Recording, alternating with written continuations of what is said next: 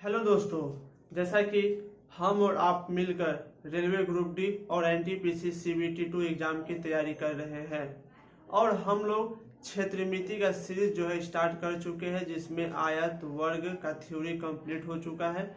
हम त्रिभुज स्टार्ट किए हुए हैं। त्रिभुज में भी विषमबाहु त्रिभुज की थ्योरी हो चुकी है और आज हम लोग समबाहु त्रिभुज की थ्योरी पढ़ेंगे। अगर आप यह सब क्लास नहीं देखे हैं तो आप हमारे प्लेलिस्ट में जाकर वहां से रेलवे मैथ में सर्च कर लीजिएगा, आपको की सारी मैथ की क्लासेस मिल जाएगी। और दोस्तों, आप अगर चैनल पे नए हैं तो सब्सक्राइब कीजिएगा, वीडियो पसंद आए तो शेयर कीजिएगा। आज हम लोग स्टार्ट करते हैं समबाहु त्रिभुज। चलते हैं। जैसा कि आप हेडिंग दे दीजिए समबाहु त्रिभुज।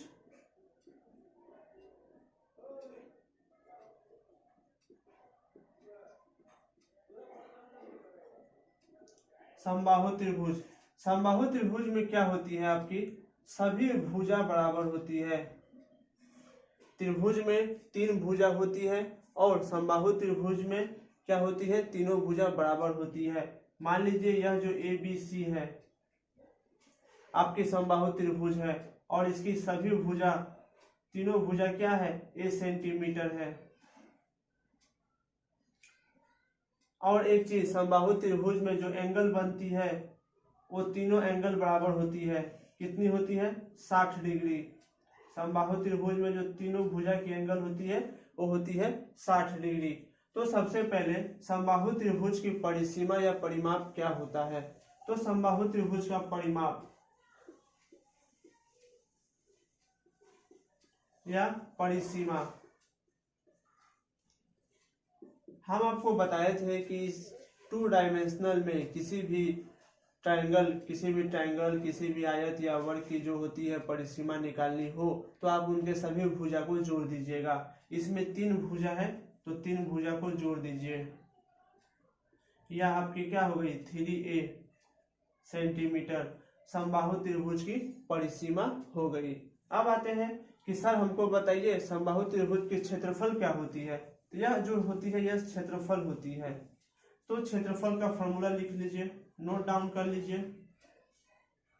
और मेरे हिसाब से क्लास में ये सब यादें हो जाती है। आप अगर क्लास ध्यान से देखते हैं, प्रॉपर नोट्स बनाते हैं तो क्लास में ही कंप्लीट हो जाती है सारी की सारी थ्योरी। तो इसका जो क्षेत्रफल का फॉर्मूला होता है √3/4A²। यहाँ पे A क्या है, समबाहु त्रिभुज की भुजा है। A क्या है, समबाहु त्रिभुज की भुजा है, वर्ग इकाई।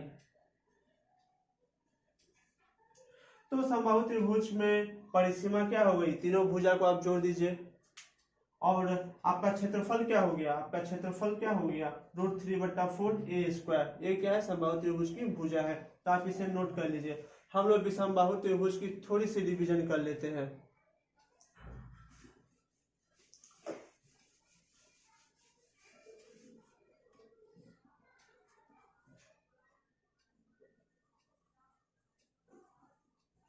विषमबाहु त्रिभुज, थोड़ी सी विषमबाहु त्रिभुज की रिवीजन कर लेते हैं। विषमबाहु त्रिभुज में क्या होती है, सभी भुजा अलग अलग होती है। मान लीजिए यह त्रिभुज ABC है तो इसकी सभी भुजा क्या होती है, अलग अलग होती है। तीनों भुजा क्या होती है, अलग अलग होती है। तो इसका परिसीमा वही बताया है, परिसीमा सभी भुजा को जोड़ दीजिए। परिसीमा क्या होती है, सभी भुजा को जोड़ दीजिए। A+B+C इकाई। इसका क्षेत्रफल निकालने के लिए आपको सबसे पहले अर्ध परिसीमा निकालना होता है। विषमबाहु त्रिभुज का क्षेत्रफल निकालने के लिए अर्ध परिमाप या अर्ध परिसीमा निकालना होता है। सबसे पहले इसको हम लोग S से डिनोट करते हैं, सेमी सर्कमफरेंस। इसको क्या करते हैं, तीनों भुजा को जोड़कर 2 से भागा दे देते हैं, यह अर्ध परिमाप होता है। और विषमबाहु त्रिभुज के क्षेत्रफल का फॉर्मूला क्या होता है, तो आप नोट कर लीजिए, अंडर रूट देकर S - A S -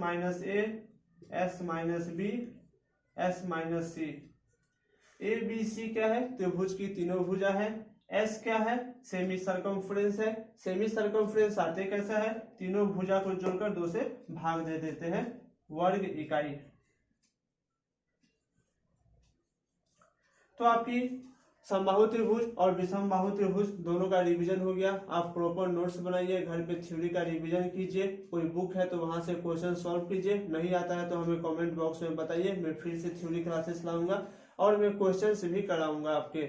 एनटीपीसी में पूछे गए प्रश्न, railway group D previous years प्रश्न, सारे के सारे प्रश्न में करवाऊंगा। अगर वीडियो आपको अच्छी लगती है तो सब्सक्राइब शेयर जरूर कीजिएगा। आज हम लोग इतना ही पढ़ेंगे, नेक्स्ट क्लास में इसके आगे पढ़ेंगे।